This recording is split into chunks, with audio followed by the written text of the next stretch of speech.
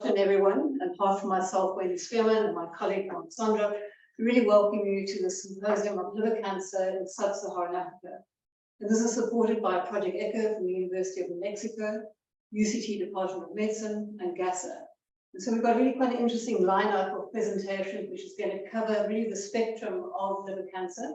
And at the end of the 5 presentations, we'll have a Q&A, and we've got 2 international panelists, Professor Anna Canvas and People Nadal, who are going to give further insights in terms of how we see HCC in Sub-Saharan Africa. So I'm going to kick off, and I'm going to really just give you a brief overview of liver cancer in Sub-Saharan Africa. So I'm going to look at the geopolitical context, the burden of HCC in Sub-Saharan Africa, briefly give you a global epidemiology of HCC, but importantly concentrate on Sub-Saharan Africa, and then briefly cover clinical presentation and outcomes. So Sub-Saharan Africa, as we know, is divided into the 4 regions: Western, Central, Eastern, and Southern, between 47 and 49 countries, depending on who's actually deciding. And we have 1.2 billion people, which accounts for 15% of the global population. Only 42% are urban. But I think what's really important is that we have 27 low and 14 low middle income countries. And this really has quite a significant impact if we look at delivery of healthcare. So if we look at the low income countries, health expenditure is just under 5% of annual GDP. Health expenditure per capita is 106. This is really less than 2% of the average spend in high income countries. And importantly, there is significant out-of-pocket expenditure per capita. And if we just look on the ground in terms of healthcare workers, there's an estimated 2.7 physicians and 12.4 nurses per 10,000 population. And that compares, unfortunately, with a global average of 13.9 physicians and 28.6 nurses per 10,000 population. And then particularly in a disease such as hepatitis, such as liver cancer, where we really need expert surgical input, there's really an estimated only 1.7 specialist surgical workforce per 100,000 population, compared to 42 in upper middle income countries and 71 in high income countries. So one can see it's the burden of disease that I'm going to show you, that our ability to actually provide appropriate healthcare faces a number of challenges.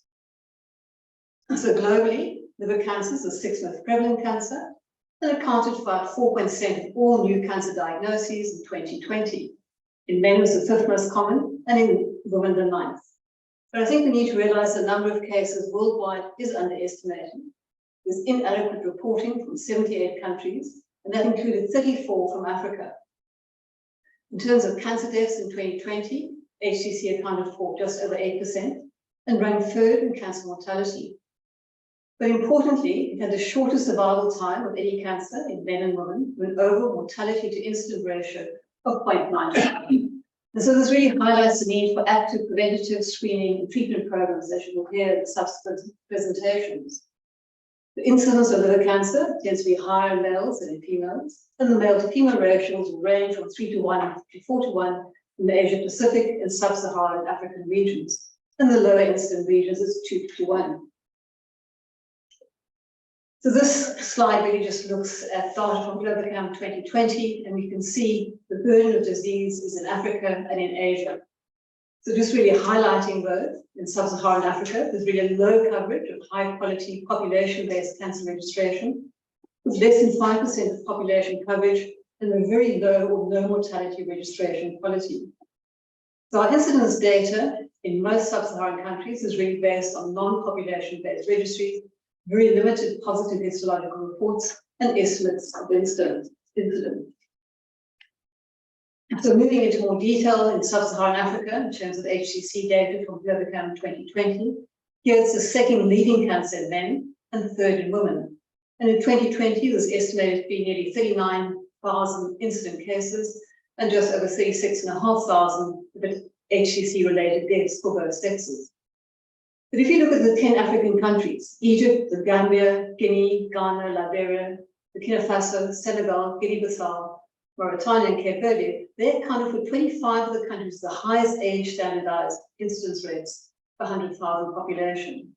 And after Egypt at 34.1 cases per 100,000, the Gambia has the highest age standards incidence rate at 30.83. If we look at the average AIDS incidence ratio in sub-Saharan Africa, for men it's 18.9, and for women 8 per 100,000 persons per year. So just breaking it down into those 4 regions, Western, Central, Eastern, and Southern, we can see that the disease burden really is significant in terms of Western Sub-Saharan Africa, where the age incidence rate in Western Africa is 8.4, with the mortality rate of 8.1, and lowest in Sub-Saharan Africa at 4.6 incident rate and 4.3 mortality rate. What about risk factors? We're going to hear this in more detail from Alexandra. But basically, we're looking at viral hepatitis, exposure to dietary aflatoxin, alcohol-induced cirrhosis, and dietary overload. But I think we need to be aware of this rising problem of non-communicable diseases and the increasing prevalence of NAFLD associated with metabolic syndrome, obesity, diabetes, and increasing insulin resistance, and importantly, the role of smoking. So if we look at the age standards mortality rates and incidence rates for the common causes of liver cancer in both sexes across the region, we see in Western Sub-Saharan Africa, hepatitis B leads the way. In Central and Eastern Africa, it's hepatitis C. And then in Southern Sub-Saharan Africa, it's both hepatitis B and hepatitis C play almost equal roles. But importantly, you can see that alcohol, NASH, and then importantly, other causes. And those other causes actually are quite significant. They range up to 30% in some cases. And that probably relates to our lack of diagnostic abilities.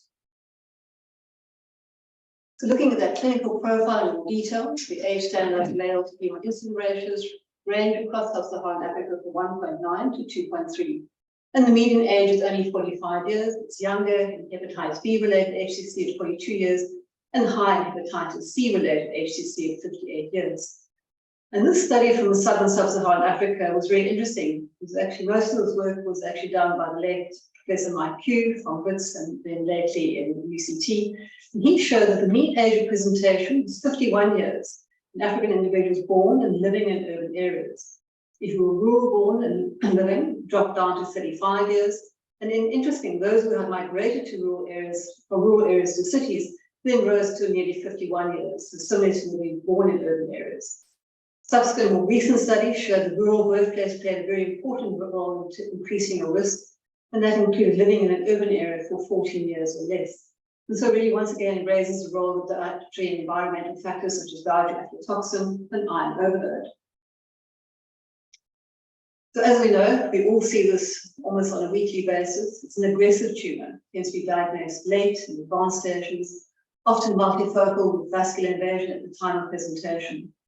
But you also need to remember that coexisting cirrhosis occurs in only 6% of Sub-Saharan Africa. And I think that's important when we're thinking about only screening with individuals with cirrhosis. We need to be looking at those with hepatitis B who have family histories of HCC.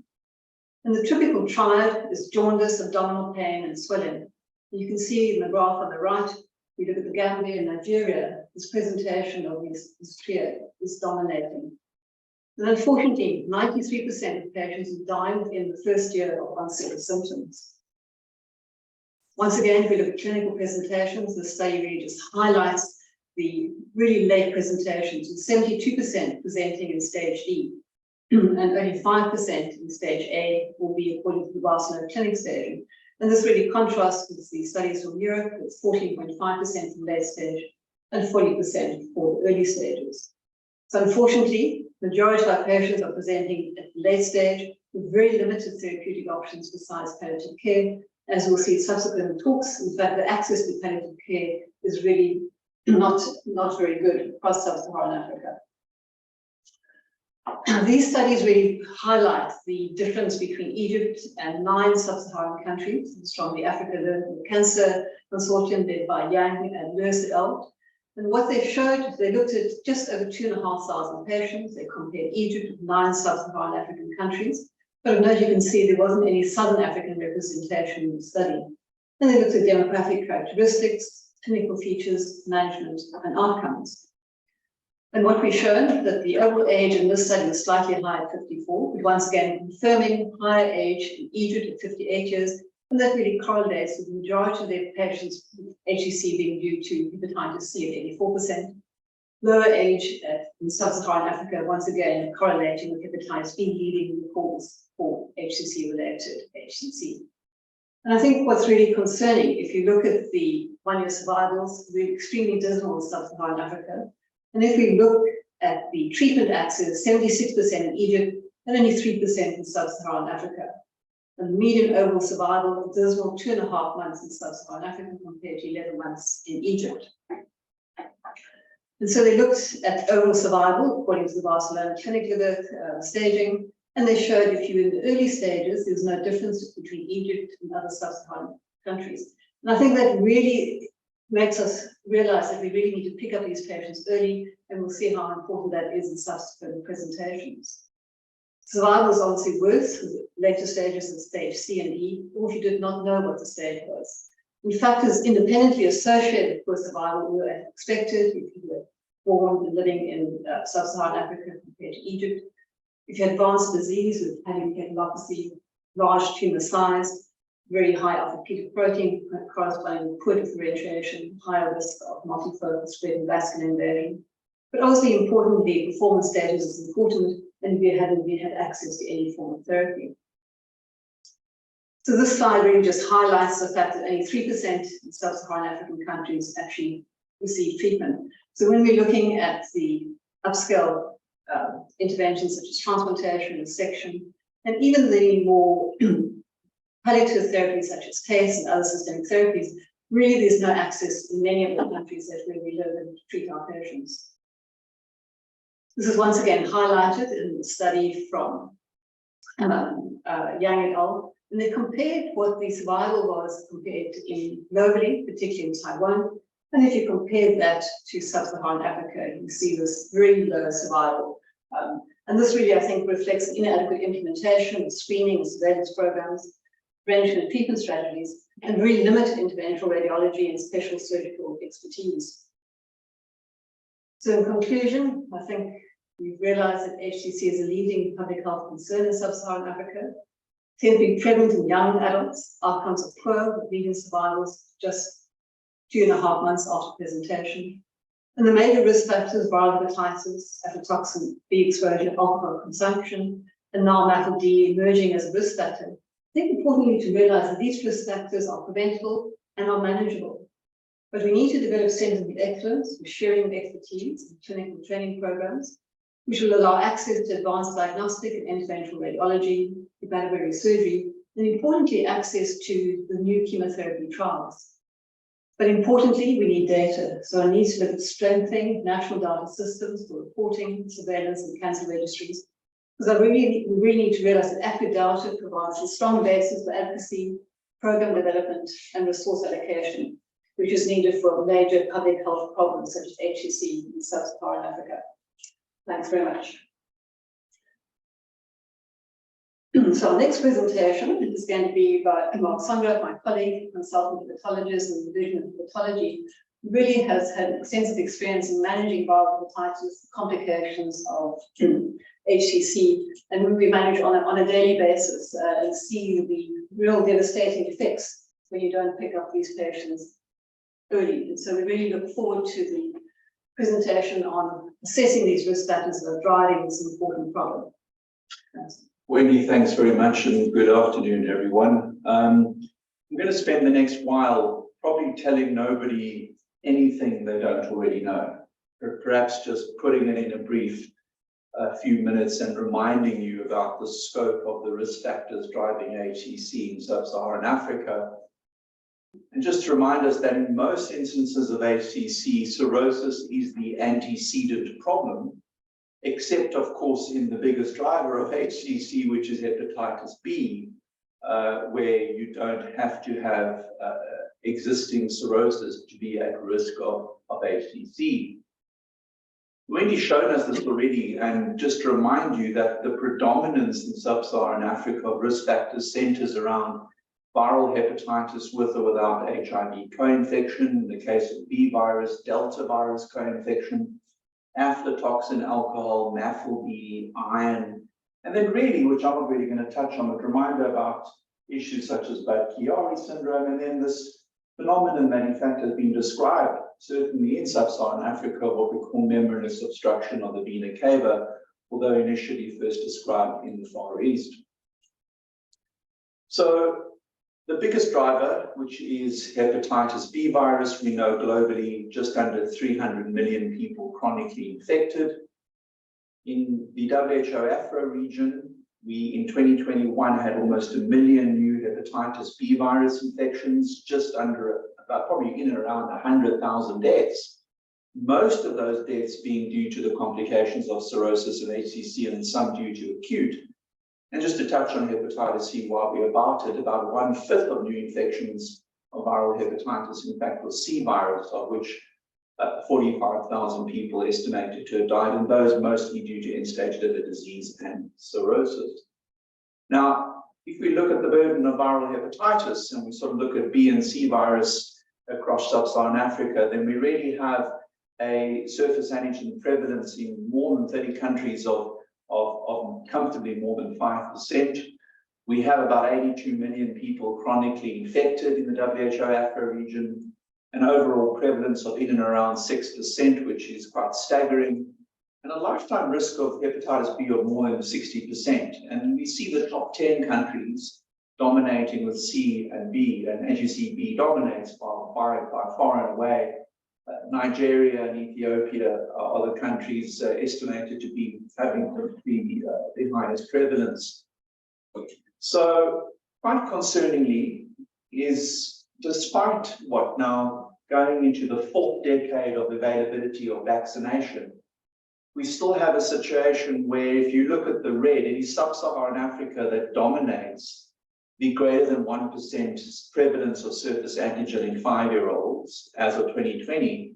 And if we fast forward to 2030, then 26 of 32 countries projected to still have a 1% surface antigen prevalence in 5-year-olds, in fact, reside in sub-Saharan Africa. So for a vaccine preventable illness, this is not good news, and we really need to do better. We know that globally, B virus dominates as an etiology of HCC, and certainly that is the case in sub-Saharan Africa.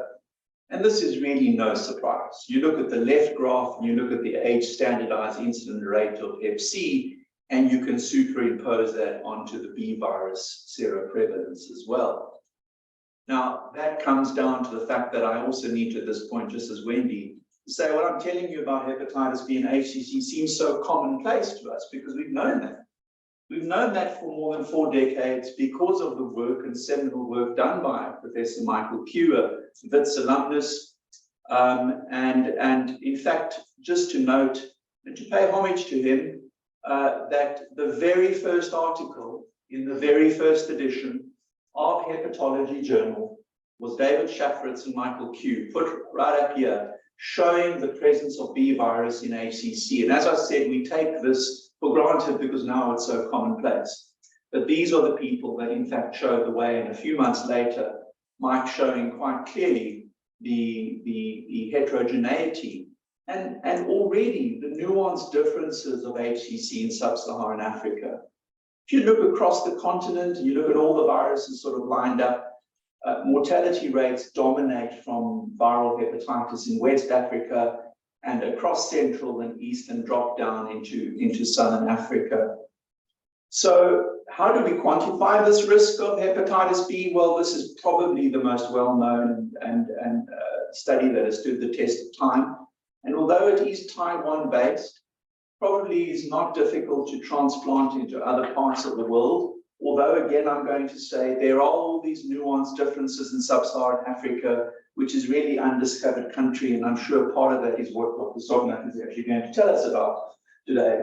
But the REVEAL HBV study showed very clearly almost a well over 11-year follow-up. The majority of patients, E antigen negative, showed that if you had cirrhosis, you had a hellishly high rate risk of HCC from if the cirrhosis was HBV driven. But even independent of that, there's almost this gradation of risk that the higher your viral load, the greater the risk of HCC. This is some work from the US. Again, I want to point out to you that there are these similarities yet differences, and this was looking at HCC. And almost about 1/3 of HCC in US is in fact occurs in people who are in fact foreign born. When you drill down into the data, you see patients coming from various parts of Africa. showing adjusted odds ratios for HCC. And again, showing West African very high rates, Southern African high rates, Central African high rates. And this really correlates to hepatitis B, but probably other factors as well. And that comes down to issues around HBV genotype, but many other issues that are non-HBV related. Just around the reveal issue, just to remind people that in fact, just to show that what correlates quite nicely is that if you do drive down viral load, you seem to dampen down that risk of HCC. This is an entecavir versus lamivudine study showing that versus controls. And then, of course, this RANG study looking at various scenarios, showing that if you are undetectable, in fact, your risk is lowest, whereas if you're antigen positive with a very high viral load, your risk of HCC being highest. Just to mention in passing, don't forget co-infection with HIV is not a great thing. It does promote a more aggressive course of hepatitis B, and one of those consequences is that HCC tends to occur at a younger age. And just to remind us from now many moons ago, the Eurocider cohort looking at all cohorts of co-infected patients, liver-related mortality was quite high in the HIV co-infected population. And a lot of that mortality was in fact driven by hepatocellular carcinoma. Shifting gear, let's just remind us about Delta virus. Certainly the flavor of the month at the moment. You'll see lots of work coming out around about Delta virus. This is excellent work from Alex Stockdale and colleagues published in 2020, showing the sort of global prevalence of various countries with Delta virus. And you can see the highest HDV prevalence really occurs in parts of the Far East. That's in Mongolia, Republic of Moldova, and in fact, Western and Central Africa.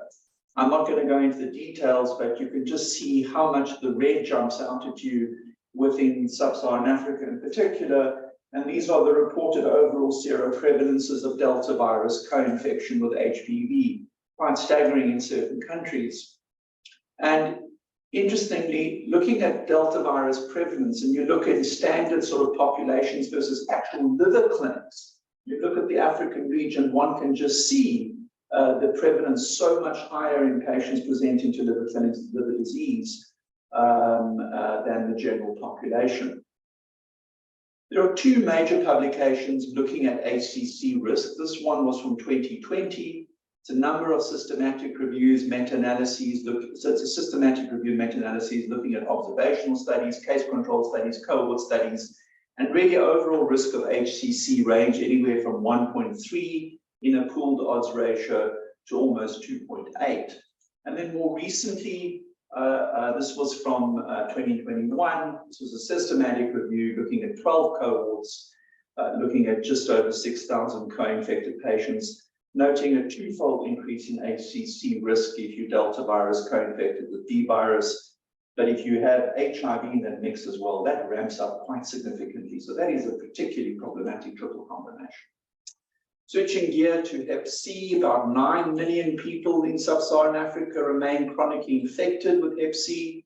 Remind you that we all know, in terms of the natural history of Hep C, you really need to have advanced fibrosis or cirrhosis to have at risk of decompensation and HCC. And that HCC rate occurs at about 1 to 3% per year if you have Hep C-related cirrhosis.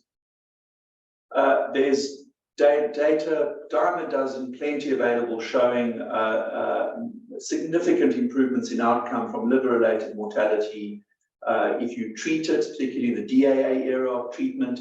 But more importantly, HCC risk declines quite significantly. The take-home message being, of course, that if you're cirrhotic from Hep C, whilst achieving a cure or SVR with DAA therapy significantly dampens down your risk, that risk is never attenuated completely, so surveillance needs to happen.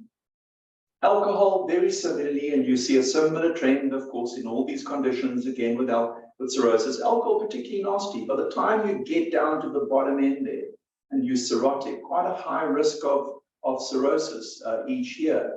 And of course, we certainly do lead in the ranks of alcohol per capita consumption in sub-Saharan Africa. And for once, I see it's much bluer down our neck of the woods than higher up in the continent, except for Nigeria for some reason. is quite dark blue in terms of amount of alcohol consumed. So this is certainly a public health issue. What about aflatoxin? Well, aflatoxin is aflatoxin B1. It's from Aspergillus flavus, and it grows on crops and peanuts, and particularly if they lie out in the open. Aflatoxin, well, clearly is a liver carcinogen, but put it together with hepatitis B, you know that risk ramps up. Occurrence is higher in warmer climates, and the issue that really is probably front and central at the moment around aflatoxin, because there have been really great efforts in trying to actually reduce aflatoxin in crops, being a lot of successful global programs. The question is, what is the effect going to be, in fact, of climate change on aflatoxin and going forward? And this is somewhat of an unknown at the moment. We look at the overall risk, we look at aflatoxin exposure in sub-Saharan Africa. It varies between various countries, quite high in West Africa still, and then parts of Southern Africa. And certainly from a global aflatoxin exposure perspective, Africa unfortunately still has the leading cause of is the leading site of aflatoxin exposure. Last few slides. Iron, I'm not going to spend much time on because it really is a talk all in itself. But iron, in terms of iron dietary iron overload and other forms of iron overload, often genetics underpinning this, non-HFE most commonly. And I think iron in many senses must be seen sometimes as a cofactor in patients who, for example, have hepatitis B or have hepatitis C infection in overall ramping up that risk of hepatocellular carcinoma. We're not going to finish today without talking about what's on the horizon. And as Wendy already mentioned, we know that NAFLD, well, the data is somewhat limited for sub-Saharan Africa. But overall meta-analysis has shown a NAFLD prevalence of just under 14%. And of course, driven very much by the non-communicable disease burden. And if we look at the 2017 GBD, the Global Burden of Disease Study, you can see the various incidences of NAFLD that have certainly just trended upwards in the last 20 years or so. So this is something clearly on the horizon and something that we cannot simply wish away. NAFLD risk, similarly as we've shown with alcohol and the others, again, one needs to have advanced fibrosis or cirrhosis to be at risk of HCC. And then Wendy's shown this, and I'm not going to spend time on the relative contributions in terms of actual risks of HCC. So just to say in closing, that hepatitis B as a risk factor clearly dominates. It's going to segue very nicely into the next talk because, of course, it's vaccine preventable. HCV, of course, is totally curable, and NAFLD is going to be the real challenge, and that is on the horizon. And several of the other issues, such as alcohol, are clear public health issues. Thank you, Wendy. So that was just a contribution in terms of the risk factors, and it's going to segue very nicely into our next presentation, and that's from our colleague who's well known to this platform, Professor Michael Mekinen Desalegn, who is all the way from the Horn of Africa in Addis Ababa. He's at St. Paul's. He's a gastroenterologist and hepatologist, extensively published in the area of hepatitis B as well as HCC, and runs a very successful gastroenterology echo program himself. So, Michael, pleasure to have you here, and over to you to tell us a bit more about prevention. Thank you. Thank you so much, Professor Mark, for such generous introduction. I'm always happy to be part of this session, and I always learn from the presentation, and it is really tough to speak after those of the previous excellent speakers, but I'll try to keep you on the momentum, presenting the prevention aspects of hepatocellular carcinoma, primary, secondary, and tertiary. So just to remind you on the different prevention aspects, I hope probably nothing new may come from this presentation. So I hope I don't have any conflict of interest. So I'll try to, some of the global incidence and risk factors had already been discussed extensively by the previous speakers. So I'll try to focus on the primary, secondary, and tertiary prevention. So you can see the change in the global epidemiology of hepatocellular cancer. Still, the major causes are hepatitis B, hepatitis C, and alcohol. Hepatitis B still playing the major role. You can see in the down left side the African change in 2010 and 2019 with the increase in the NASH, and still other causes are also present in African. The one on the top right are from the Western Pacific, the change in 2010 versus in 2019. So still hepatitis B is a major one, but we have still also an identified cause, hepatitis C, and NASH is the emerging cause, as has been said. When we see the prevention, especially mainly focused on sub-Saharan Africa, we can see 80% of low and middle income countries, including sub-Saharan Africa, are infected with hepatocellular cancer. And it has a grave prognosis because it is almost having an annual fatality ratio of 0.97%. This means one patient hepatocellular cancer has almost an equal incidence and mortality. So prevention at each step is the most important way to decrease the mortality. So there are some challenges with hepatocellular cancer that we can see, because as we have seen, most individuals are diagnosed actually at an advanced stage. In Africa especially, we see at advanced stage, we have seen the presentation by Prof. Wendy. Stage D was like in 75% or more of patients with Africa. So one is rapid growth rate of hepatocellular cancer, the absence of symptoms during the early stage, and symptomatic hepatocellular cancer. And at this time, when it is symptomatic, actually it is seldom amenable to treatment, and there is high recurrence rate after resection or ablation, and it's refractory to non-operative treatment modalities. So we have already said the risk factors, but in Africa, there is high incidence of unidentifiable causes. In some African countries, we have seen up to 50% and 20% in some countries where hepatitis B, hepatitis C, alcohol, and unidentified cause could be increased. This could be one additional factor. Aflatoxin exposure could be there, but additional research is important. So what are the steps in the preventive interventions?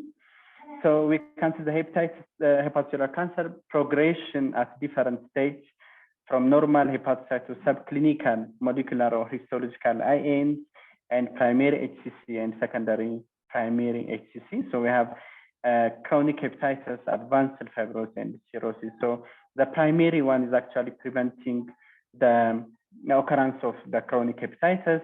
And the secondary prevention, we need to stress on mainly on surveillance in our country and hepatocellular cancer screening programs.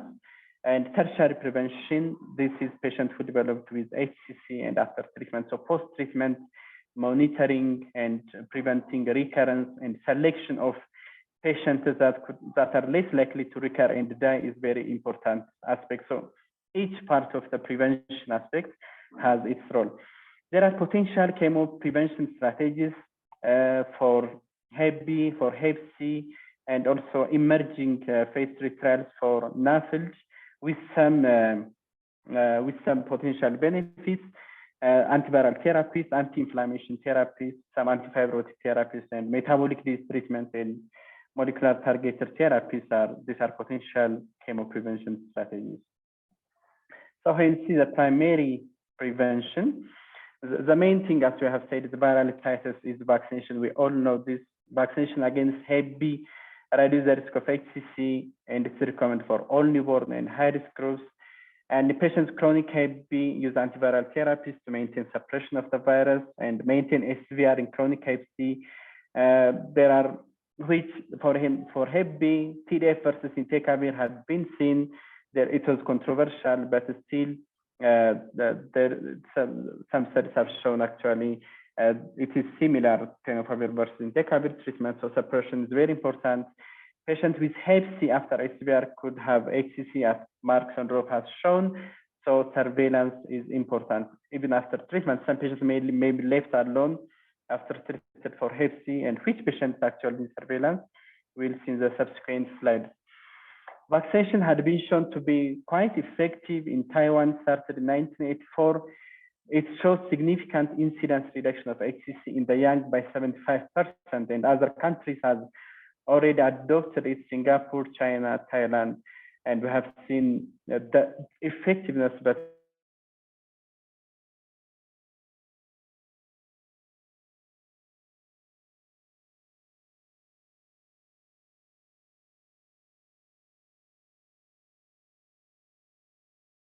still first dose vaccination has not been.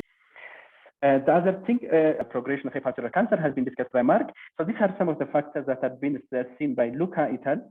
And these patients probably need surveillance because of the risk of HCC could be there after DA therapy. So if patients have advanced cirrhosis or previous recurrence of HCC, high alpha fetoprotein level, especially levels above 1,000, it's almost always associated with the recurrence after resection, and it's better not to do even surgical resection for such patients with more than 1,000, not only for Hep C, but for other patients.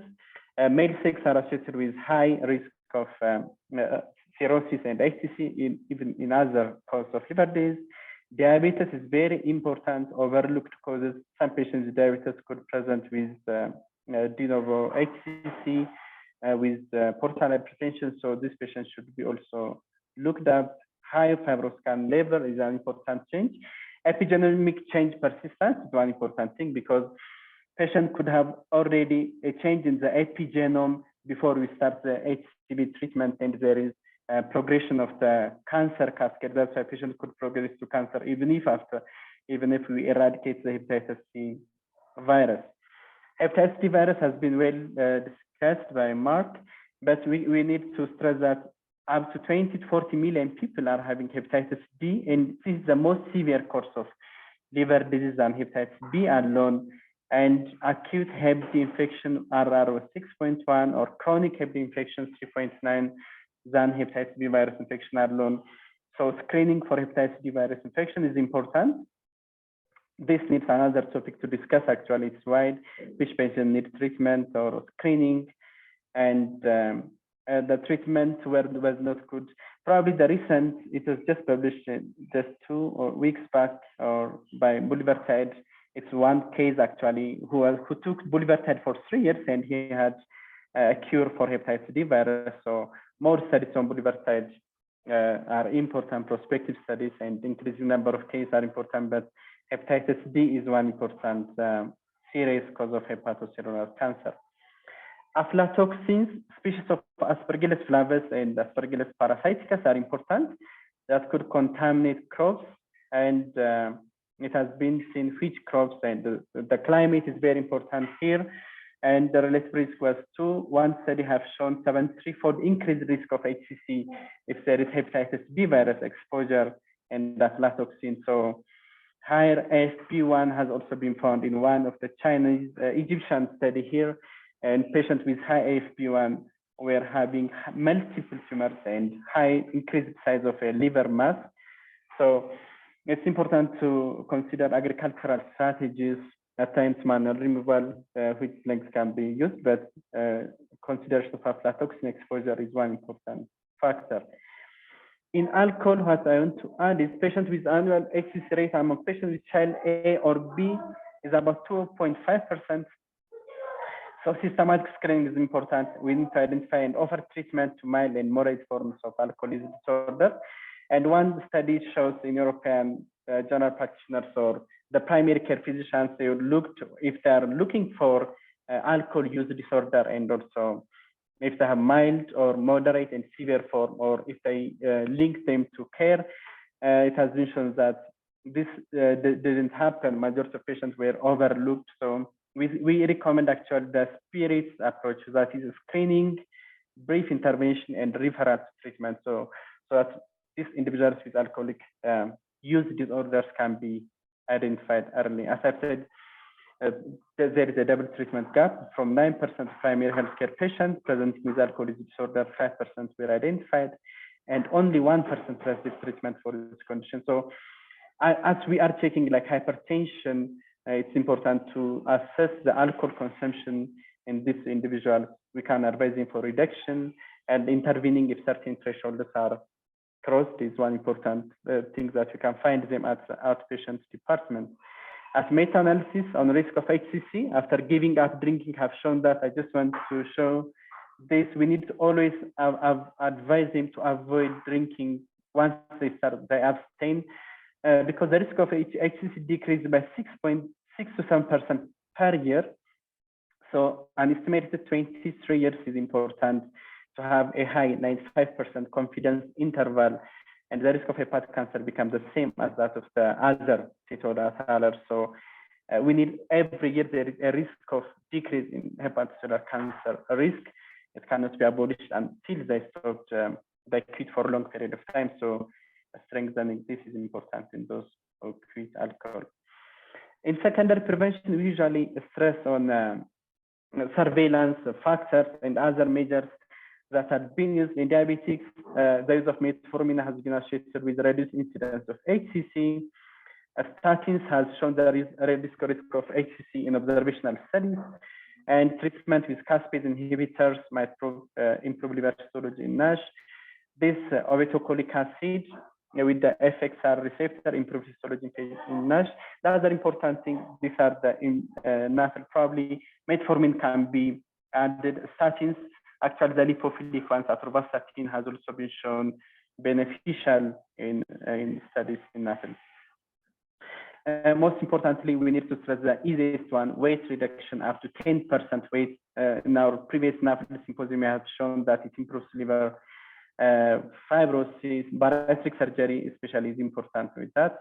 Physical activity, and as I said, metformin can be used in patients with CLD and diabetes mellitus. And this study shows NAFL secondary prevention. Statins associated with significant reduction in the risk of HCC to 37%. And ERCOM actual studies in Africa and also in hepatitis B, whether this can be transient to other prevention, Hep B in other countries. In summary, when you see NAFLD as a risk factor prevention, there are two arms: lifestyle intervention and secondary and tertiary chemo prevention that are associated with the modifiable risk factors. So we need to stress on weight loss, regular activity, dietary adjustment, coffee consumption, alcohol abstinence, smoking cessation, and secondary and tertiary chemo prevention include probiotics. Aspirin, probably have seen in 2020, there was a publication on New England Journal of Medicine. Aspirin given, it was actually almost 10 years follow-up study showing prevention of hepatocellular cancer. And so aspirin low dose has been like also in colorectal cancer. Statins are the one metformin and pioglitazone, obeticholic acid, as I said, immunotherapy, and milk tyrosine kinase inhibitors. The modifiable risk factors are diabetes, obesity, the gut dysbiosis, and disease activity and fibrosis. So this could halt the NAFL to NASH progression. Non-modifiable risk factors are age, male sex, and genetic predisposition. It's important to see that the PNPLA3 is an important predisposition to HCC. The impact of coffee has been studied, and the coffee consumption has been shown to decrease the risk of HCC in patients CLD, and twice per day with having a hazard ratio of 0.40. More coffee consumption, caffeinated versus decaffeinated, has also been studied. So coffee consumption should be encouraged as a prevention. This has been shown by Wendy, but I just want to show that the surveillance gap is one important factor here. You can compare the Taiwan versus other African countries, but you can also see Egypt versus the other African countries with a median survival of 11 versus 3 months. So surveillance, and in Egypt we have also seen treatment, early treatment, and individuals who are stressed while surveillance are actually having a better survival. So which patient is one gray area, but we recommend if patients are cirrhotic and non-cirrhotic AB patients. This page B is actually for Caucasians, and non-cirrhotic F3 patients based on individual risk assessment should also have surveillance, mainly ultrasound with or without alpha-fetoprotein can be used for surveillance. The interval usually recommended is 6 months, so 6 months ultrasound with or without AFP. Last few slides on tertiary prevention. So we have seen that curative treatment options are limited due to the lack of effective chemotherapy and radiotherapy. And one thing to stress is over 70% patients may still develop intrahepatic recurrence. So the liver cancer recurrence is varied between centers, but there are some predictors of recurrence. So the size of the tumor, the number of nodules, the presence of vascular invasion, presence of cirrhosis and tumor grades are important. What's peculiar in hepatocellular cancer is it has a major challenge due to its intrinsic chemoresistance. So there are different factors like overexpression of drug efflux samples, DNA repair mutations, apoptotic machinery impairment, and activation of cell survival signaling. These are one important intrinsic chemoresistance factors. And the other challenge is also patients with unlike other cancers, like where metastasis will be the primary method of recurrence, but patients with HCC could have de novo carcinogenesis, especially if they have cirrhosis or patients with viral infection. So the majority of the recurrence could occur in liver remnants. So these are some of the challenges that we have. So how can we do in tertiary prevention? We need to look at this traditional form of classification of recurrence, like early versus late. Usually 2 years has been arbitrary used for early recurrence. And early recurrence usually occurs with micrometastasis following resection. So tumor characteristic is an important alpha fetoprotein level here is important. So the management is difficult, like the different chemotherapy agents has failed also in prevention of this after early recurrence treatment. Late recurrence resembles the same risk factors for the first occurrence of HCC, and that markers like high viral DNA is always an important cause.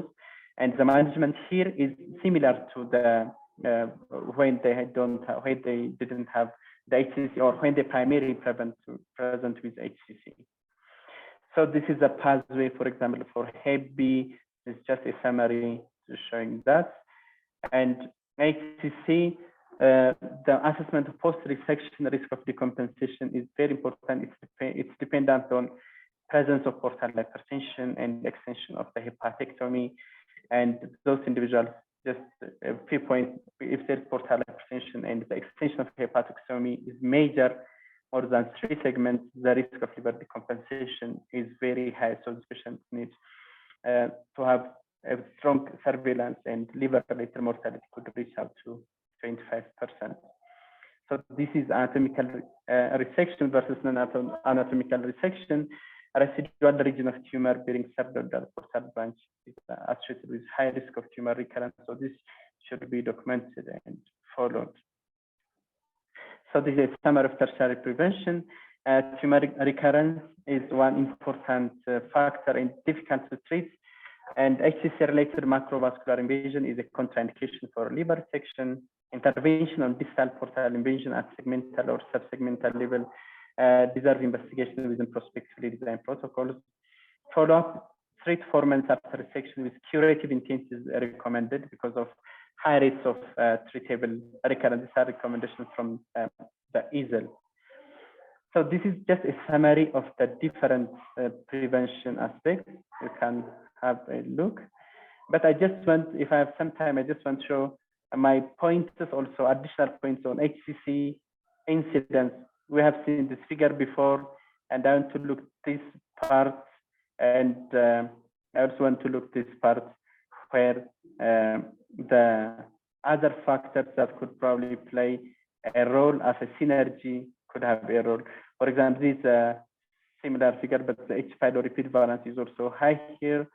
The risk factors, the most important, we should always consider Hep B as the main one. Hep C, alcohol, NAFL is increasing, but there are also in low income setting, like previous in China, they have shown water sources like ditch or which are not deep well has been the main source, and they have improved that. And environmental pesticide aflatoxins are important, but H. pylori has also been shown. We have tried to show one study here in Ethiopia, but the presence of H. pylori specifically in the liver material from patients with liver disease have shown that H. pylori may play a synergistic role, and H. pylori infection as a risk for HCC, patients with Hep C cirrhosis, and co-infection with Hep C and H. pylori has been shown. I know there are some interest to do a study in Africa, so we recommend a prospective study, especially including bacterial culture from material obtained from the stomach in addition to liver tissue is warranted to determine the H. pylori status of the stomach in these patients. So in summary, there are effective prevention strategies for HCC. Africa is still not on track. Screening, diagnosis, vaccination, and treatment at each step. HCC could develop after Hep C cure. Surveillance based on indication is important. We have seen some benefits from coffee, dietary adjustment, exercise, metformin. So all adults at OPD, we recommend to screen them for Hep B, for Hep C, obesity, and alcohol use disorder, in addition to the hypertension and the diabetes mellitus. And we recommend government health agencies should implement policies that prevent Hep B and Hep C transmission and also treatment, and counteract chronic alcohol abuse and promote lifestyles that prevent obesity, reduction of aflatoxin food contamination, promote access to HCC treatment, and support research that other factors that could act as a synergy with hepatitis B or other factors, not only aflatoxin beta 1 and other factors is an important recommendation for me. Thanks so much. Thanks, Salim. Really for an excellent presentation, really highlighting the real problems that we can actually address just with basic primary and secondary level of care. If we actually get that right, we'll make a major advance in the management. So our next speaker is going to be Professor Edward Jonas. He's Professor of Surgery and Head of the Surgical Gastroenterology Unit at the University of Cape Town and Cruisefield Hospital, and really has extensive experience in managing HCC, as well as extensive outreach programs across sub-Saharan Africa to improve skills and diagnosis and management of HCC. Ed, over to you. Thank you very much, Wendy, for the introduction. I'll get going straight away. I think this has been covered already. Hepatocellular cancer in sub-Saharan Africa being a disease that occurs more often in young people, and that we still have a frightening annual fatality ratio of 0.96, 0.97. So if we look at the treatment options for HCC, we can divide them into curative intended treatments, hepatic resection, liver transplantation, and local ablation. In the palliative intended interventions, that would be the different embolizations, transarterial therapies, and the systemic therapies. Sorry, Ed. Ed, Yes? your slides are not projecting. Oh, sorry. I thought they did, but I'll start over. That is, there we are. Got them now. Okay, great. So I'll just go back, but let's try to go back. There we go. I'll just have to move this bar. All right. So the treatment options, as I said, hepatic resection, liver transplantation, and local ablation as the curative intended ones, and the embolization, the transarterial therapies, and systemic therapies as palliative intended. And these are very nicely summarized in the Barcelona criteria. Here, the updated version, where you can see the curative intended treatments really for very early stage, and some patients in the intermediate stage, and then everything to the right of that would be palliative interventions and treatments. Just to say that this criteria are still regarded as very conservative, and I'll come back to that. And also we have to remember that it's more in the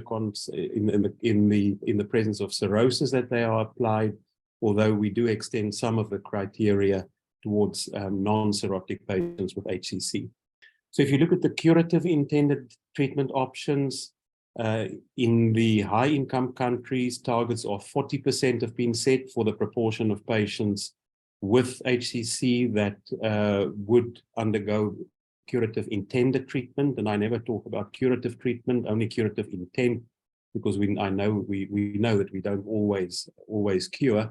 And in many countries, this has actually been achieved where 4 out of 10 patients with HCC will undergo resection, ablation, or transplantation. Coming back to the Barcelona criteria, they're very conservative, both in terms of tumor characteristics, but also in terms of the extent of liver dysfunction that you will operate within, and also the general condition of the patient. And there's quite a lot. I think in all units, there is some treatment in terms of curative intended treatment outside the Barcelona criteria. Here, a paper from 2014, just to give you an idea of what the results look like if we operate patients with portal hypertension, patients with multiple HCCs, also patients with large HCCs. And you can see here in most of the reported studies that the 5-year survival is around 50, a little bit under, and in some cases even up to 60%. So keep in mind that if these patients had not been operated, the survival probably would have been 0%. The one thing that still stands is that if there's macrovascular invasion and we operate in those patients, that the 5-year survival is very low. The transarterial therapies, there's a few of them. There's bland embolization, TACE, that is certainly the most used one and the most reported method in the literature. TARE, the new player on the block, still very expensive, not everywhere available, but probably going to make transarterial therapies an even more attractive treatment option. Again, we're dealing with quite conservative criteria for TACE, restricted to at most the intermediate stage group. And again, in terms of the extent of the tumor, function surrogates, and the general condition of the patient, very restrictive. Page. There we go. There are some other contraindications, both absolute and relative, that I'm not going to go through in the interest of time. Just to say that there's been a lot happening the last few years on the TACE or transarterial chemotherapy front. To start with, the good development is that TARE is actually included in the Barcelona criteria now, although quite far down. But there's been attempts to extend the use and look for benefits in using it as adjuvant or neoadjuvant treatment together with both resection, ablation, and transplantation. We know that it's of value in transplantation. We use TACE as a method to control the tumor while patients are on the waiting list, to downstage patients outside the criteria to within criteria, and also in patients with what we assume is a bad biology, usually due to high AFP levels, to treat them, try to get that down, and then transplant them when the biology has been confirmed as reasonable. There's also some work done on improving outcomes, and one of the ways could be by containing the tumor a bit to prevent dissemination during surgery. Just to give an idea what has been reported, this is a meta-analysis of adjuvant TACE after liver resection, where you can see a probable survival advantage in patients where it is performed. These were all randomized controlled trials, but one has to caution that there was quite a bit of bias in these, and that and there was a lot of heterogeneity in the way that TACE was used. So I don't think the evidence is that strong there. There is also an advantage shown combining TACE with ablation, again a meta-analysis that was performed, and that also carries to radiofrequency. That is the most commonly used method for ablation nowadays as opposed to radiofrequency. So very promising, but still I think the evidence not strong enough to really be a game changer. The other area, and I think that's of more interest for us, is to move this arrow to the right. In other words, extend the use of TACE to the group of patients that would only have been treated with systemic therapy. And we know that is a massive problem in our setting. If you look at, and these are all the drugs that have been submitted to randomized controlled trials, with the exception of sorafenib and lenvatinib, we don't even have in the state in South Africa. Everything else is quite a battle to get even private. And what is now recommended as the number one, the first line treatment in the Barcelona criteria is certainly out of our reach in the state in South Africa, and for most patients on medical insurance as well. So we've been looking at extending the use of TACE basically as a replacement for systemic therapies. If you look at the survival rates here, all of them around 10, with the exception of the first sorafenib trial, but all of them in the region of about 10, maybe up to 11 months overall survival. And in case of the therapy, probably better.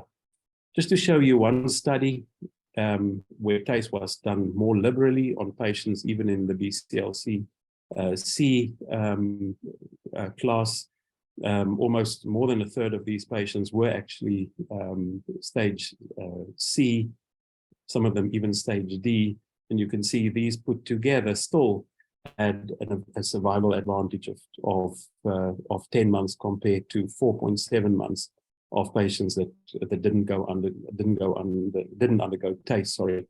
And I must say we've been, especially in young patients, becoming quite aggressive. We would go as far as even in patients with lung metastases, young patients with a very good performance status would try to control the liver as long as possible. We've got preliminary data on that, which shows that it's probably worth to do, and that we can at least match the systemic therapies. The liver may be the motor of survival, as in many other diseases, malignant diseases. So if you look at the prognosis of all the treatments, if you stay within the Barcelona criteria for all the curative intended modalities, the 5-year survival is on the other side of 70%. Most of them, TACE has often been cited as having a 20-month improved survival. And at the point where we only had sorafenib, the advantage was just short of 3 months. So not that much of a gain. Dr. McKinnon has just showed the slide that I wanted to show before I start talking about how we treat in sub-Saharan Africa. And you can see here what the problem is. That's Taiwan at the top with survival, the survival time from the start of treatment. You can see Japan there, some Western countries in Seoul, South Korea as well, Egypt there, in Africa, really with what looks like a very dismal curve. The reason for that, I think, has been very well demonstrated in this paper by Yang and co-workers, Lewis Roberts group, where they look at just over 2,500 patients, of whom half of them were from sub-Saharan Africa, and looking at how they were treated. And you can see here that less than 1%, as opposed to 40% in high-income countries, were treated with curative intent. Very few even underwent palliative interventions, and you can really see why. Very few patients present at a stage or are diagnosed at a stage where you can do anything for them, as opposed to Europe, where 40% of patients now are diagnosed with stage 0 A or B disease. The impact of screening and surveillance, I think, is very nicely shown in these two graphs from the Swedish Cancer Registry that shows the increase in curative intended treatment in Sweden from 30% about 10 years ago, up to 2019, now almost approaching 45%. And if you look at the proportion of patients in whom HCC was detected during surveillance, you can see here that it's almost a parallel curve. So really another example of surveillance really being worth it.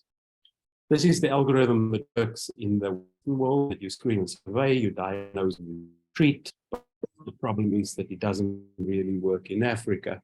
And it's often said that there's no need to screen because we can't treat, and there's no need to get treatment capacity because we don't screen. So it's a chicken and egg situation.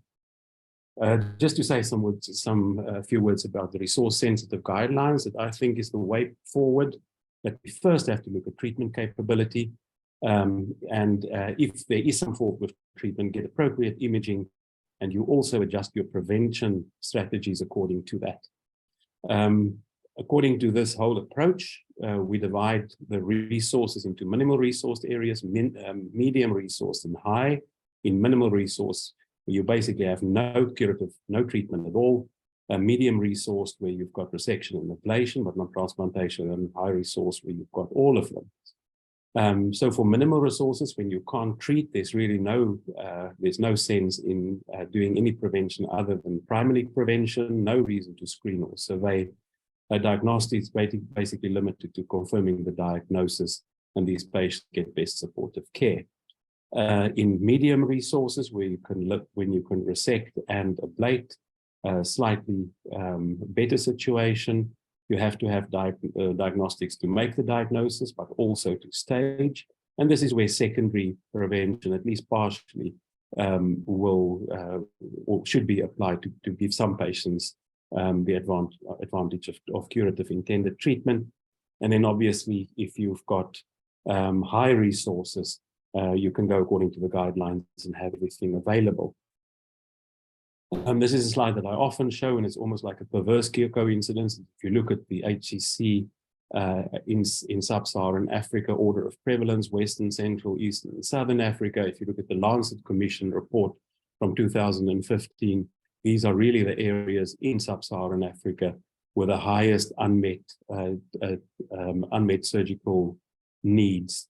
So these patients are really sort of concentrated in areas where surgical care is not available.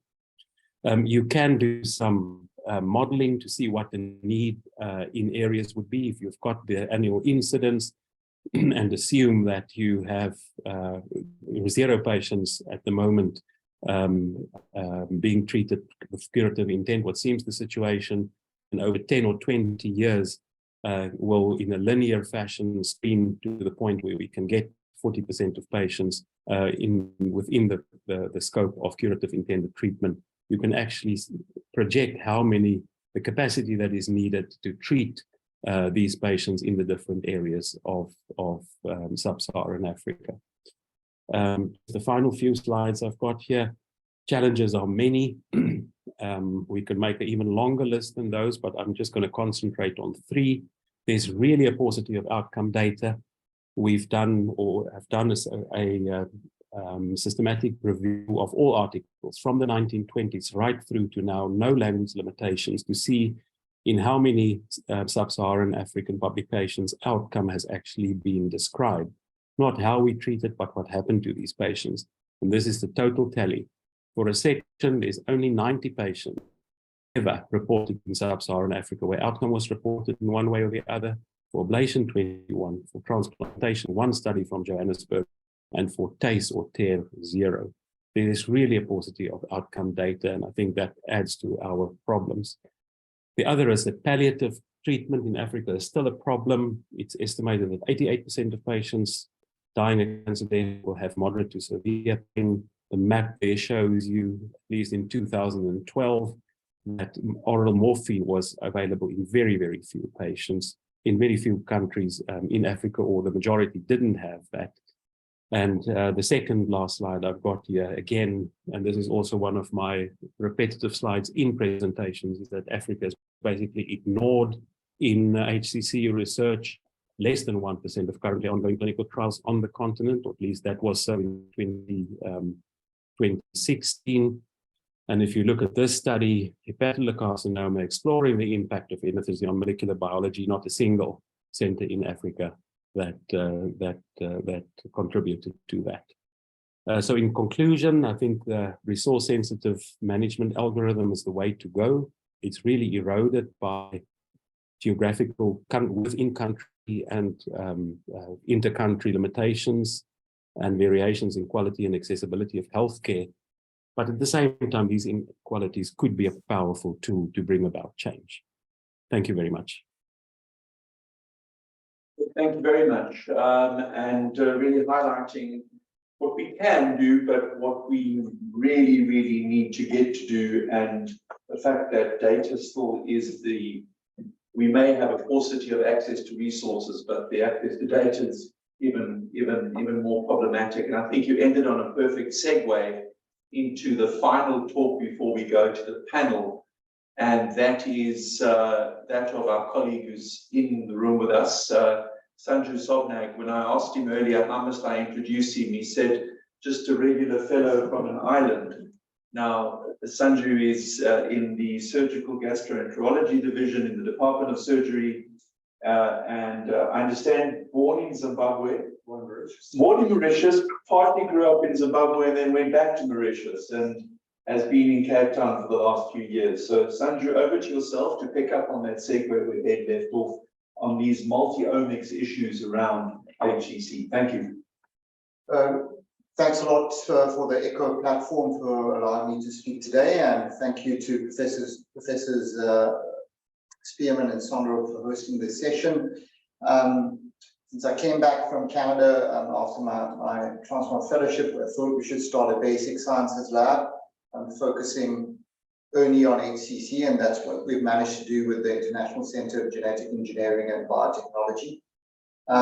We've managed to get a few grants, so most of this work is currently supported by Harry Crossley Clinical Fellowship and a Faculty of Health Sciences Stimulus grant, and most recently an ESOT global grant. This is not only my work, it's work of many colleagues who are scattered throughout sub-Saharan Africa. So really a tribute to them for supporting us since we've started. And I also wish to thank our partners up in India who have been helping us mostly with the groundbreaking AI work with these studies. So I'm going to summarize what HCC is, and it's a fatal disease of the young in sub-Saharan Africa.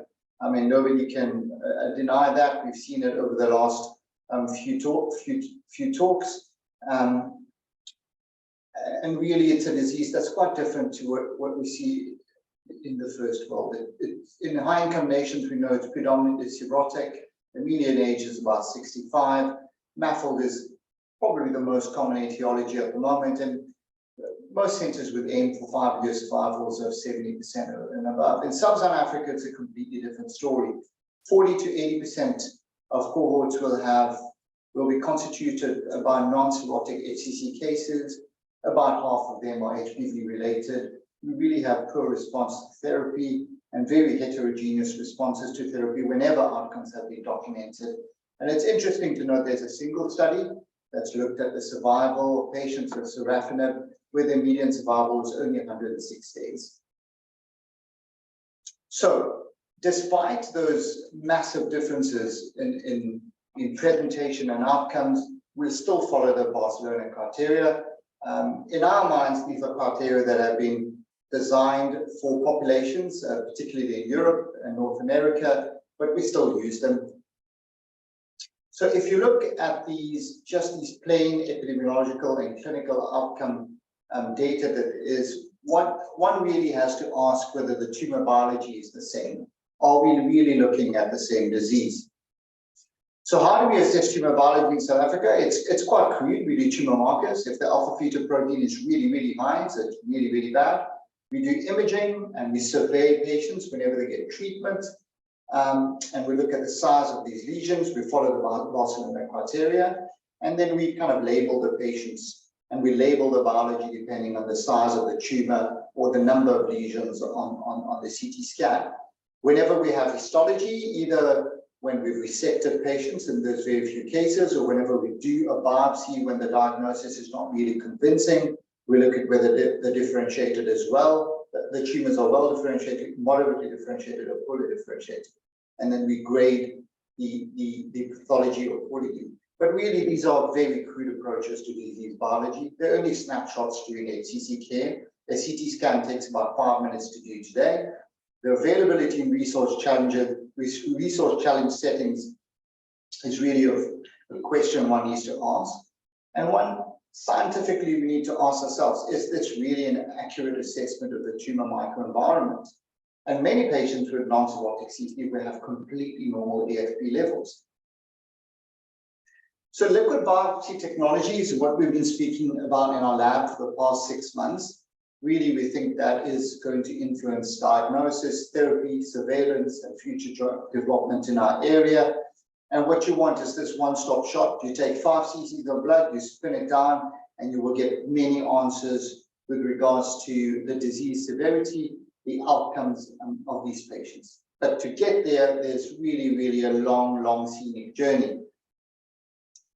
So how do we interrogate the biology of HCC in sub-Saharan Africa? Certainly, our group has done this in prostate cancer at this very hospital, a Kurtzcare hospital, and we've built a degree of expertise when it comes to metabolomics. So we have already proven that, and that was published a couple of months ago, that aggressive prostate cancer is associated with very high levels of glyc-B and glyc-A. This is some of the work I was involved with at the University of Toronto when I was a transplant fellow, and essentially my job was to retrieve the caudate lobe from livers before they were transplanted. And there was this whole workflow where the caudate lobe was digested down, and we kind of classified and characterized every single cell within that volume of tissue from the liver. So we did single cell RNA sequencing of human liver, and we found there's very distinct macrophage populations within these livers. And this was from 4 livers only, it was published in Nature. So we have now started recruiting, and I'm going to show you the workflow from Sub-Saharan Africa. 8 centers have now joined us. Most of them have had their documentation submitted for ethics or started the process. 2 of us have full ethical approval now, UCT and the University of Namibia, which is, the project is spearheaded by Rashid Neshadengo there, he's one of the HPV surgeons. We've recruited 52 patients with HCC over the past 5 months, and Rashid has recruited his first 4 over the last 3 weeks up in Finton. I'm also pleased to note that the small island of Mauritius has officially joined us 3 weeks ago. I just want to show you some interesting and groundbreaking things I believe we're doing. We've partnered ICGB up in New Delhi. We've got a team that's got a massive mainframe, Department of Biotech computer. And what we are doing is, in very simple words, we're teaching the CT scan to read itself. We don't have radiologists throughout the country, so essentially what we're doing now is feeding the system data regarding normal scans, cirrhotic livers, and then we show them scans of non-cirrhotic HCCs and cirrhotic HCCs. That's been going quite well, and then we initially wanted to go with Google Pathology, but then we went with the one institution that apparently gets some of the subcontracts in Microsoft. So we've gone to the IIT in Madras that's produced many, many bright minds, including the current CEOs of Google and Microsoft at the moment. And what we are doing there is we're looking at whole slide imaging and AI systems. I mean, the real goal is that after enough data is fed into it, you could take your smartphone and take a picture of the H&E stain, and it will give you the various markers automatically without using these advanced stains. We know that it's currently, with that group at the moment, it is currently available for colorectal cancer. So there are slides where you can take a picture of a plain H&E colorectal cancer slide. It will tell you automatically whether there's microsatellite instability or not. And also what we have started doing now is microtissue RNA sequencing. To get fresh tissue in our setup is a real challenge. So what we are doing is we have samples that we have kept over the years. We were quite surprised to find that the NHLS never discards tissue. So they have offsite biobanks where we've kept every single resection that's been done in our institution. So we're going to exploit that now with a known protocol. And what we're going to be doing is some spatial transcriptomics.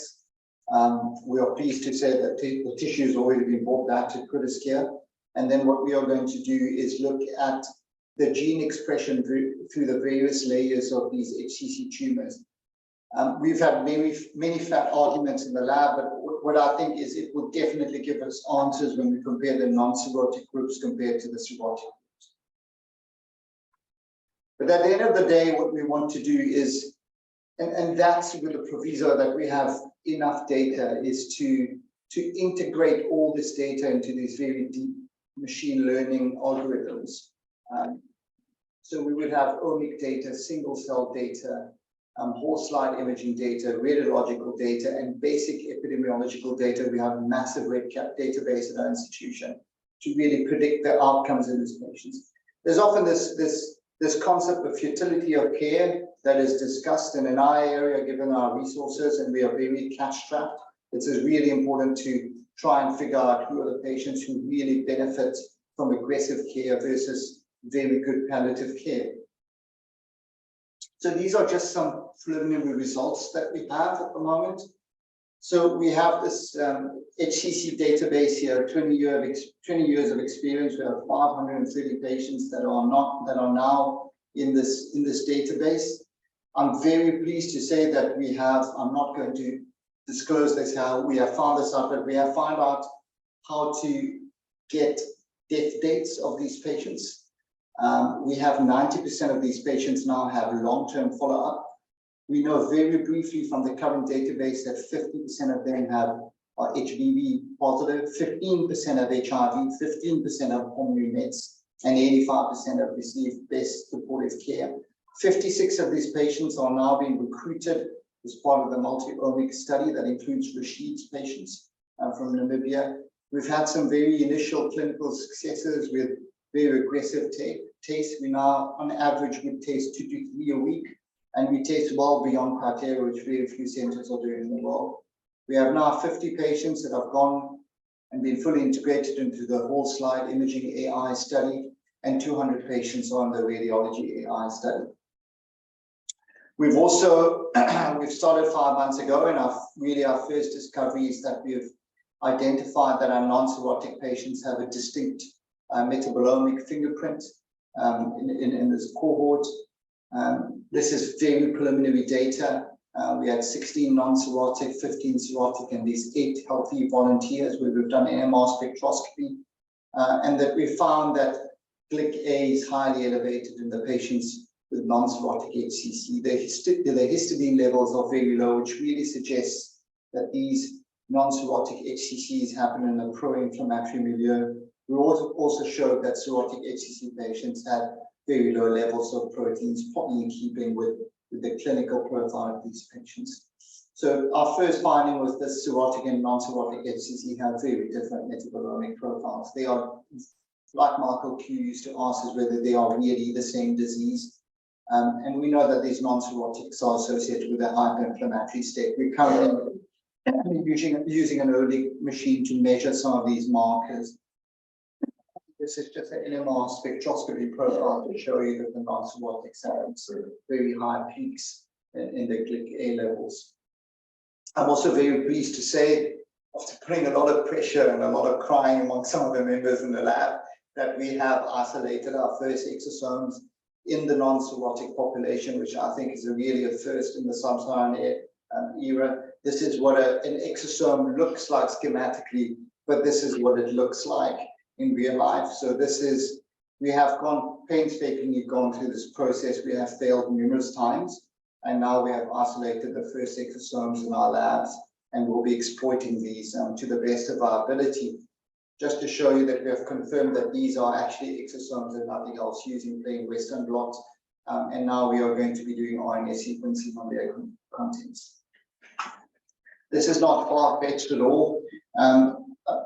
I've recently started collaborating with a young PhD who just got his PhD from University of Cape Town, spent about the last 5 years of his life out in the desert in Sutherland looking for black holes. And one of the interesting debates we've had when we started collaborating is how do you predict where a black hole appears in the universe, and use what we call these stochastic principles. They're used in the stock market, and some groups have now started using them to see how cancer progression happens. And our real question has been, my wife has got a very keen interest in this, she's a radiology registrar, is how do you really pick and determine where the HCC will arise in the liver? Can you really predict this from the very beginning when they were being surveyed? And what we are trying to do now is apply these stochastic principles and equations to scans, and probably we'll do this in this tissue microenvironment study as well to see whether we can predict the disease very early on. Ultimately, I must say, what we are trying to do is at the end of the day, you will get a CT scan done. The AI system will read and report the scan already. You can then take a picture of the scan, and we hope by that time that we will have integrated the omic data into these scans. So when you take a picture of the scan, the pixels will have been super analyzed, and you will be able to predict the genomic profile of these tumors through a plain CT. But to do that, obviously, we have to build data. We have to feed data into the system. I'm going to finish by thanking all these people, and Del Khan has probably been my mentor from the first day I got into med school, Paul Gregg and Marcus Selzman, who trained me very intensively in Toronto, Stephen Gallinger in the middle, Trevor Reichman and Ian McGill, who gave me a chance to understand some of the basic sciences work.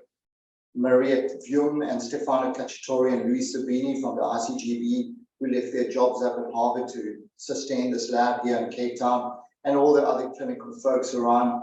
I'm just also pleased to say that we have now recruited over the last 3 months, 3 more young people. Mohammed Emamali is doing now his PhD in pulmonary medicine at HCC.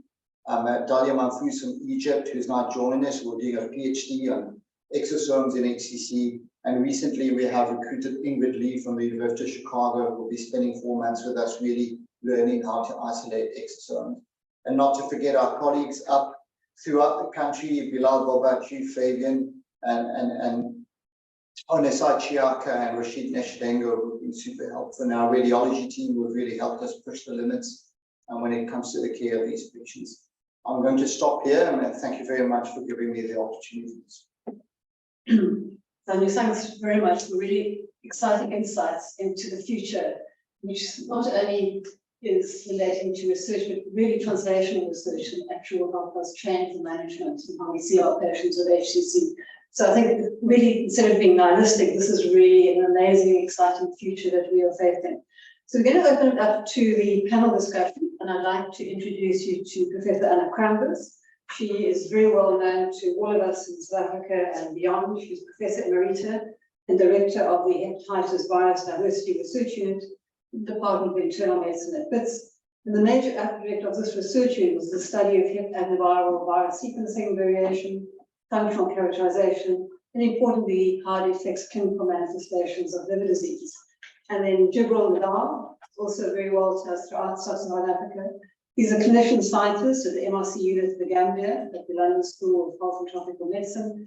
And he really leads the hepatitis research group and oversees the unit's liver clinic, and has great insights to share with us in terms of managing patients with hepatitis B and the complications of HCC and how we address primary, secondary, and tertiary prevention. So hello, everybody. Right. And then maybe I can, before we open it up to the chat, maybe I can ask you to just sort of give some insights in terms of hepatitis B genotypes and subtypes, and how it affects presentations clinically. Yes, well, first of all, I just want to say congratulations, the wonderful workshop. We've seen a wide spectrum looking from the initial risk factors right to this AI and genomics, which is far beyond my mind, but I think it's wonderful to see young people take it to the next step, and congratulations. Yes, I think this has been my mantra throughout my career has been, you can't treat Africa like the rest of the world. We have unique features. First of all, in the genotypes, which is I've dedicated my career to. We have different genotypes, we have different characteristics, they seroconvert differently, they have different viral loads, and may have different mechanisms of causing HCC. And I agree with, I don't know who mentioned it, that we're using European criteria to treat HCC. And we don't really know how relevant it is in Africa. I don't think we've had the opportunities to compare or to use alternatives. You know, I sit on a number of committees where they want to eradicate HPV, and I often say, do we want to eradicate HPV in the world or just in the Western world? So I think Africa should not expect from the outside, because we can't always extrapolate what is happening outside Africa to what is happening in Africa. So I think we've got to look at Africa, we've got to look at the genotypes, we've got to look at the natural history of HPV infection leading up to the complicated pathway to HCC. It's not straightforward. Even things like integration in Africans is completely different patterns. We see the integrants in Africa are multiple integrants, whereas what we've seen in European countries, integration is a single integrant. So there's things like that that we haven't really studied. And I think now with genomics, it's the wonderful opportunity. We did try earlier on with Professor Q, but it was very difficult with the techniques we had. We were very limited. So it's very exciting to see this, this field going forward. Thanks, Anna. So Jibril, maybe just, I mean, Prolifica really led the way in terms of actually taking it to primary healthcare level in terms of identifying patients, getting them into treatment programs. Maybe just give us some insight how that's actually translated in terms of managing patients and detecting HCC. Yes, thank you very much. Yes, we focused on primary prevention, where, you know, screening the general population, trying to identify patients before they develop liver cancer. We know that the commonest causes that we know of here are viral hepatitis B and C. And we have a paper that should come out anytime now, where we've demonstrated the impact of treatment to prevent development of HCC. But we know that it's a major burden in Africa. The overall survival in our cohort of those who had HCC was 45 days from diagnosis to death. And those who had cirrhosis was about 17 months. So there is a lot of work that needs to be done to understand what are the underlying mechanisms. Do we understand all the etiologies? Because like the other presenters have said, it's not the same around the world. I'm very excited to see that there are multi-omics projects starting in Southern Africa, and we hope that we can replicate some of these in West Africa as well, where we have a heavy burden. We started a study with our data science department, where we are trying to put all of the metadata that we have from the last 13 years in Prolifica to see whether we can build machine learning algorithms and use AI to predict those who would develop liver cancer, and are there other characteristics that we are overlooking. It's exciting to see that in Ethiopia, they're looking at the role of H. pylori. So I believe there might be other underlying etiologies that we have not fully considered. MAFLD is another factor that we need to do more studies into to understand what impact it would have, because we know that it's more on the continent that we have documented. We need to study this more and then look at its relation with HCC. Thanks very much, Jibril. I mean, I think what Sandra showed, benefit of actually these regional networks and actually sharing knowledge and actually sharing expertise. Yeah, no, there are a couple of questions I thought maybe we can try and cover to the panel, or Hallie, Michael, Gabriel, Ed. One of them is the age-old question that seems to pop up, and it's a very relevant one. And Gabriel, maybe you've got certain experience from Prolifica.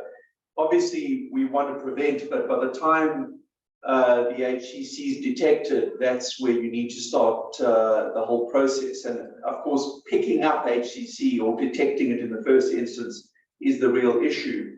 And this comes down to the question, and that's around ultrasound, which is the very basic intervention together with alpha-fetoprotein as part of HCC screening in those at risk.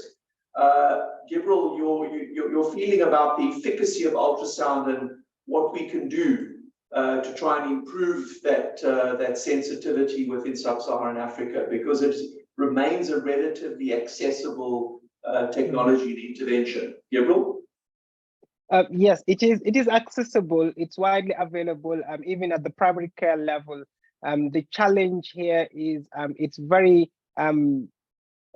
operator dependent. So it's up to the level of skills and how many small size HCCs the operator has seen for them to be able to pick up very early stages. We've seen that in all of the criteria, the Barcelona criteria, and in most of the treatment algorithms. The best curative treatments are only reserved for patients who have smaller tumor sizes with very little or no metastasis. And using non-contrast ultrasound, it's very difficult to catch tumors at this size. Again, coming back to most of our Prolifica experience, the median tumor size that we have in our cohort is about 10 centimeters. So that's already massive football-sized tumors that we are picking up with ultrasound. So having access to better diagnostics would improve surveillance and hopefully would improve outcomes of patients. AI, reading scans, it's clearly a next level beyond AI and CT. We're talking about ultrasound, but Sandra tells me we're going to get there. Ali Michael, the question popped up as well. So you diagnose a patient with HCC, first-time diagnosis of hepatitis B. Is it worthwhile treating the hepatitis B at that juncture, at that point? What do you recommend? What do you do? Okay, thank you. Just to add on the ultrasound issue also, most of our patients, when they diagnosed from our cohort in Ethiopia from this HEP, we have seen that majority of them were having multiple tumor, and the size was most of them were more than 5. From the first year diagnosed patients with HCC, only one had probably survived and was in care. So ultrasound has actually can miss this multiple mass with multiple involvement. So unless we probably contrast enhanced ultrasound and the other CT scan which is not available, so the ultrasound operator dependent had probably affected that role. But after treatment, we have seen that we have those who started treatment, like after 1 year, we haven't seen, or we have seen a decrease in this HCC. It's not established, but we have seen a decrease in the HCC and also in the progression of the liver disease in the last 7-8 years of the cohort in Ethiopia. So those diagnosed were initially actually within the first year of enrollment. They were missed, and probably they have also multiple size, multiple tumors, and they were not found on ultrasound due to the limitation of that. And also the tumor, as you said, the tumor biology, which could also play a role in this patient. Thank you very much, Michael. Anna, your hand is up. Yes, what I want to say is that I think it's important that we develop biomarkers where we don't have to wait for the development of the cancer. You know, we've got biomarkers either from the viral point of view or from the host point of view, and have algorithms where we can, at least if we can't treat everyone, treat the people who are at high risk.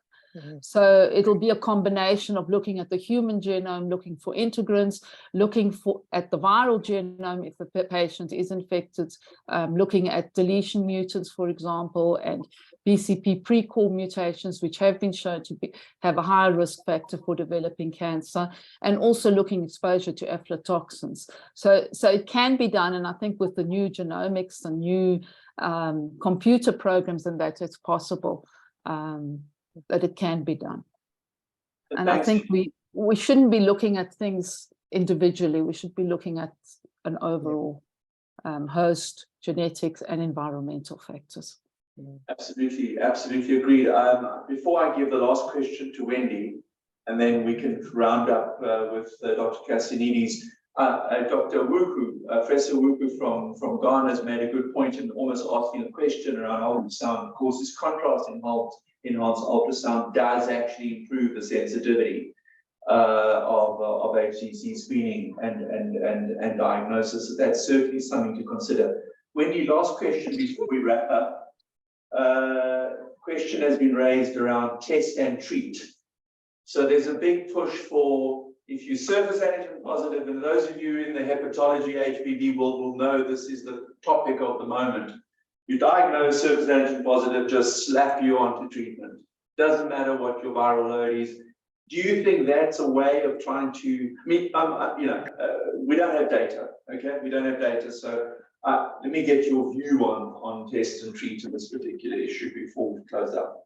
So I think I'll probably swing against the stream in terms of, so we don't have curative therapy. We know that within sub-Saharan Africa, there are 82 million individuals. I think we're being realistic. You're never going to be able to treat all of those patients with tenofovir. I think we need to, so I'm not really a proponent of test and treat all. I don't think it's practical. I think we need to identify those who require treatment, and I'm going to go out again the need for a cost-effective, easily accessible hepatitis B DNA level. I think it's unacceptable that we don't have access to this at very cost-effective levels. We know that we've got the CARCINOMA screening throughout sub-Saharan Africa for TB, HIV, and we should be able to have a cheap access to DNA. Whether you bring that level down, as Mark often says, to 1,000 and lower the level, I think that's something that one can be looking at. But I don't think test and treat for everyone's going to work, and I think that we should be able to look at identifying those patients who require it and ensuring that they get onto treatment, that they have sustainable access. We know even within South Africa, we intimately have problems with supply of tenofovir, and so I think we need to make sure that accessible access to tenofovir to those who actually require it. Wendy, thank you. Over to you to close up.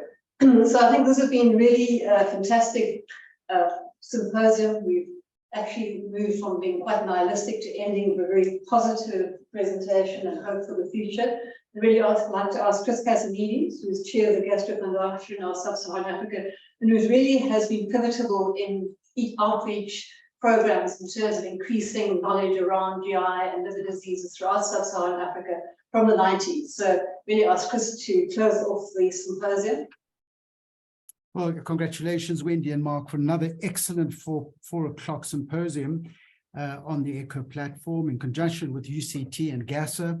Thanks to the speakers, Wendy, Mark, Hallie Michael, Ed, Sanju, and our panelists, Anna and Gibril. This presentation is recorded and will be posted on the Gastro Foundation website.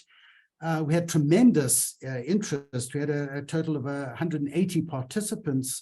So it just shows how we need to focus on this.